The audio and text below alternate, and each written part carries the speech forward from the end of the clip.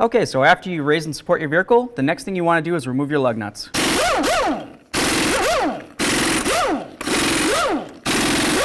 Remove your wheel. Okay, so now that the wheel's off, we're going to remove our sway bar link lower nut here. You're going to use an 18 millimeter. So I'm just going to use some locking pliers. I'm going to try to grab onto the stud of the sway bar link so it won't spin on us. Try to get it as tight as possible.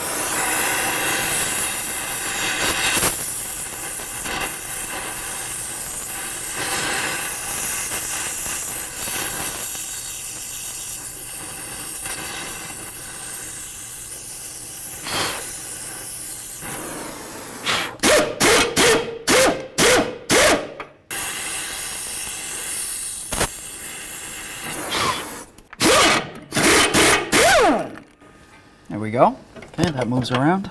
Awesome. Okay, let's pull this out of here. There we go. Okay, a lot of times when you try to take off these sway bar link nuts, you have to heat them up, and then of course it could cause damage to the sway bar link. It's always just a great idea to replace it. If you're able to save yours, you can go ahead and reuse it. Okay, so we're just going to use some penetrant. Go right along the knuckle where the ball joint goes into it, and then of course the ball joint bolt. Nice. We'll let that sit for a second. Okay, so we're going to use a 13 millimeter on the bolt side. We're going to hold that with a wrench. And then on the back side, I'm going to use a 15 millimeter to remove the nut that's holding this pinch bolt together.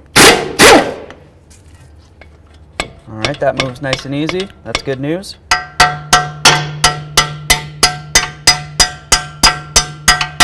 Just drive out this pinch bolt.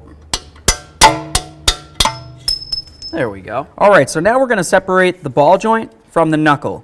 To do that, you could use a hammer if you have one, or if you have an air chisel, that would be helpful. Because what we're going to do is we're just going to bonk down on the control arm and try to drive it out. I'll just come through like this.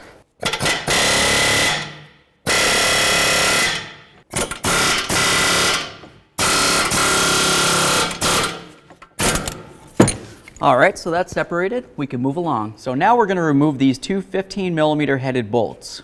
And that just holds the rear of the control arm on. Bolt number two, they're both the same. Awesome. So if you look right up here along the subframe, you're going to see this bolt right here. You're going to use an 18 millimeter and remove it.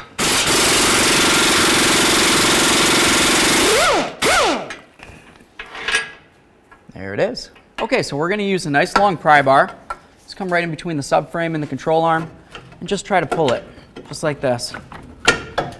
Just try to get it so it separates. There we go. That drops this down nice and low for us. And now we should be able to get the front out. We'll just wiggle it around.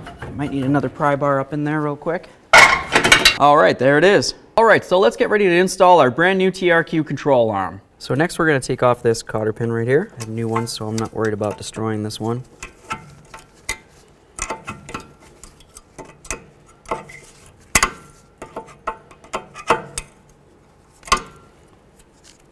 Okay, we'll remove the nut. Put that back on there, just a couple threads. We're going to bonk right here on the knuckle, being careful for the threads on the tie rod and of course the boot.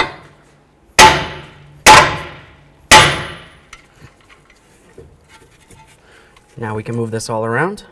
Wonderful. Okay, so let's get our brand new TRQ control arm in here. Just get it up close to where you need it. That looks pretty great. One of our bolts. Grab the other one. Might have to wiggle it around a little bit, try to get it lined up.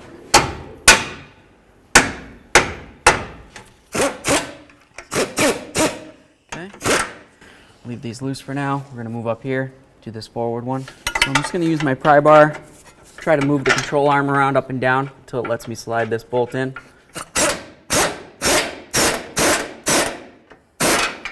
We'll bottom these out. So let's torque this bolt to 111 foot-pounds. Let's torque these rearward bolts to 111 as well. Torqued. Okay, so let's take our nice long pry bar, go right up against the subframe and the control arm, and just see if we can pull down on that control arm. We're going to need to get the ball joint stud down into this lower knuckle area. Pull down, bring the knuckle over, take a look to see which way it's going. Sometimes you can just wiggle it a little bit and it should want to start walking its way. A couple loving bonks with your rubber mallet. Okay, so I can see through the hole. That looks great. Let's grab our bolt. We're gonna take our bolt. Goes through nice and easy. Get our nut on here. Let's bottom that out. Let's hold the bolt. We'll torque this down. 41 foot-pounds. So let's get our tie rod back on here. We'll bottom that out. Okay, let's torque this to 85 foot-pounds.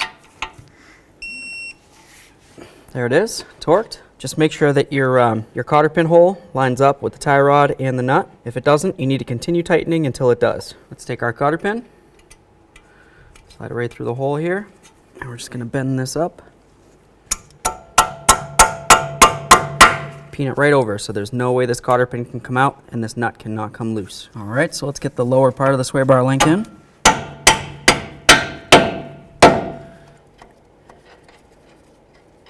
To do this, I'm just going to hold the nut and just try to spin the shaft and see if I can get it tightened that way. Torque this to 66 foot-pounds. Torqued. All right, let's get our wheel up onto the vehicle. Start one of our lug nuts. Do the same to the other four. All right, let's bottom out our lug nuts.